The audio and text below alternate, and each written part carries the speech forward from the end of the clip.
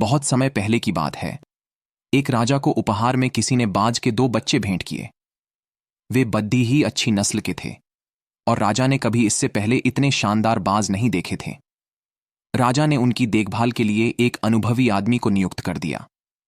जब कुछ महीने बीत गए तो राजा ने बाजों को देखने का मन बनाया और उस जगह पहुंच गए जहां उन्हें पाला जा रहा था। राजा ने देखा कि दोनों बाज काफी बड्ढे हो चुके थे और अब पहले से भी शानदार लग रहे थे। राजा ने बाजों की देखभाल कर रहे आदमी से कहा, मैं इनकी उड्डान देखना चाहता हूं, तुम इन्हें उड्डाने का इशारा करो। आदमी ने ऐसा ही किया। इशारा मिलते ही दोनों बाज उड्डान भरने लगे, पर जहां एक बाज आसमान की ऊंचाइयों को छू रहा था, वहीं दूसरा कुछ ऊपर जाकर वापस उसी डाल पर आकर बैठ गया जिससे वो उड्डा था।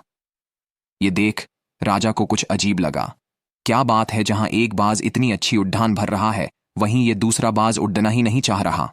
राजा ने सवाल किया। जी हुजूर, इस बाज के साथ शुरू से यही समस्या है, वो इस डाल को छोड़ता ही नहीं। राजा को दोनों ही बाज प्रिय थे और वो दूसरे बाज को भी उसी तरह उड्डी आंचना देखना चाहते थे। अगले दिन पूरे राज्य में ऐलान करा दिया गया कि जो व्यक्ति इस बाज को ऊंचा उड़ाने में कामयाब होगा, उसे ढेरों इनाम दिया जाएगा। फिर क्या था, एक से एक विद्वान आए और बाज को उड़ाने का प्रयास करने लगे, पर हफ्तों बीत जाने के बाद भी बाज का वही हाल था। वो थोड़ा सा उड़ाता और वापस डाल पर आकर बैठ जाता। फिर एक दिन कुछ अनोखा हुआ।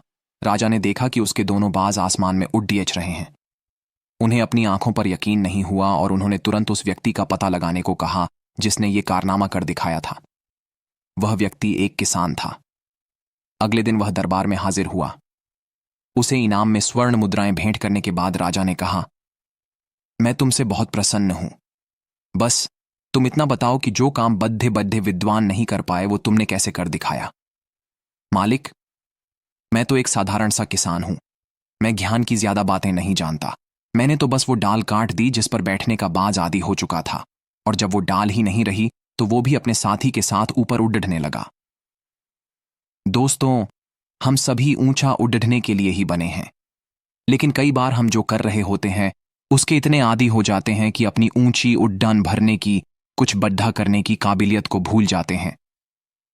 यदि आप भी सालों से किसी ऐसे ही काम में लगे हैं जो आपके सही पोटेंशियल के मुताबिक नहीं है, तो एक बार जरूर सोचिए कि कहीं आपको भी उस डाल को काटने की जरूरत तो नहीं जिस पर आप बैठे हुए हैं।